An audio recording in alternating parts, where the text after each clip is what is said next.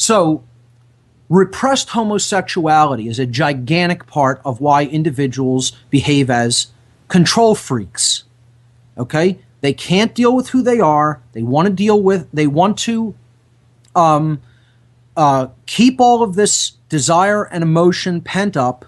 They may lead secret lives that they don't want to come out in the open about. Okay? And hence the picture on image number 10 of the closet.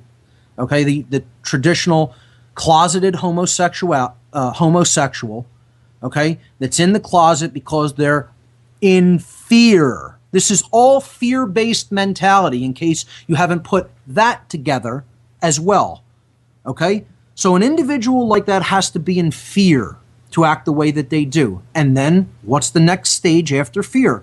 Confusion. You don't know what to do, so then you want to reach out and try to control something external to yourself that you have no right to control, and that you have no natural law right to create coercion and oppress other individuals. Let me tell you something, ladies and gentlemen, and listen very carefully to what I'm saying. There is so much more closeted homosexuality in the police and military than you would ever imagine, that if you knew the real number, you would be practically knocked unconscious. Okay?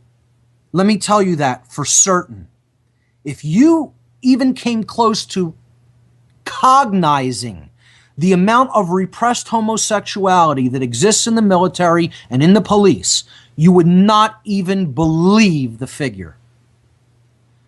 Because I'm telling you, people think it's like in the single-digit numbers. It's probably a lot closer to like 30 or 40% of the people in the police and military. And they're all inundated with these religious notions of this being wrong. They're all completely afraid of being found out, quote unquote. Okay, God forbid you be found out that you would rather give your love and affection and sexual energy, share that with someone who is of the same gender than the opposite. Oh, whoa. Let's stop the presses here. God forbid. And again, as I've said, the people who repress this, they're doing it because they're afraid of what people will think. They can't accept themselves. They don't have any self-respect. They haven't looked at the reasons why they want the control and why they want to dominate the way that they do. They don't even, many of them don't understand why they want that themselves. Like I said, I understand more about what's going on in these people's minds than they probably ever will, unfortunately, because they don't want to come out of this state. They love the depraved state that they're in. And so many other people don't want to help in assisting them to come out of that state. Everything I'm doing and explaining here is not to mock, ridicule, or in any way put anyone down. It is to say you need to be accepting of these things, even if they're only perceived inadequacies or perceived things that you think are wrong about yourself. And in this case, there's nothing wrong with you being homosexual if that's your sexual orientation. It is not against someone else's natural law rights, so long as you're not raping somebody and you're doing it with someone consensually. Then go right ahead, please. I could care less what sexual acts people do in their own privacy. You know, if you're not trying to involve me against my will, then go right ahead by all means. The reason I don't care about that is because I'm not someone who has repressed homosexual emotions that wants to take out my pent-up sexual frustration because I'm not expressing my actual sexuality and I don't want to take out that aggression on someone else. I'm not that person. Rick Santorum is that person, you know, and many people in the police and the military are that person, but not me. I know my sexual orientation. I express sexuality. I'm not repressing something that is natural in myself that I don't want to deal with. So if your sexual orientation happens to be homosexual, and you're repressing it, it's one of the big reasons that you want to do damage or some form of harm to other individuals. And it only makes sense.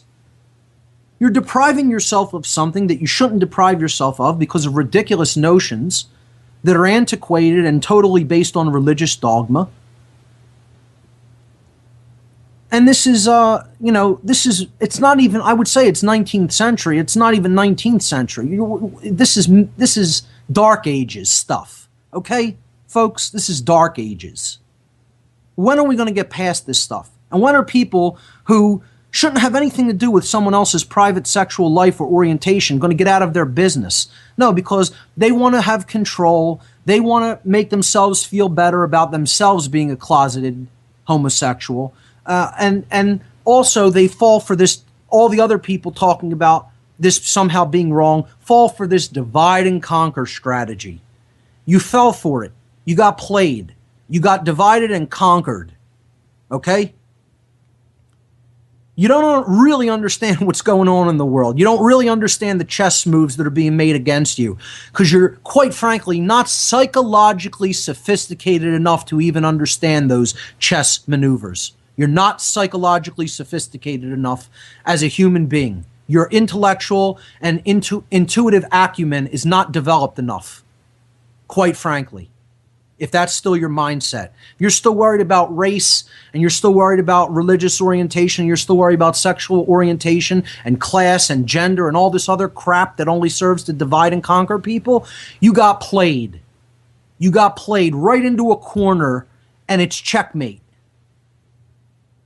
You didn't figure it out. You never figured out the mindset of your enemy, how they're playing you. So to wrap up, finally, like I said last week, the only way to break this cycle of abuse and victimhood is to understand why these people feel this desire to control. And that's what we've been doing and exploring. And ultimately, the solution is self-respect. Respect comes from the Latin word spectare, which means to look at, and re is a prefix meaning again.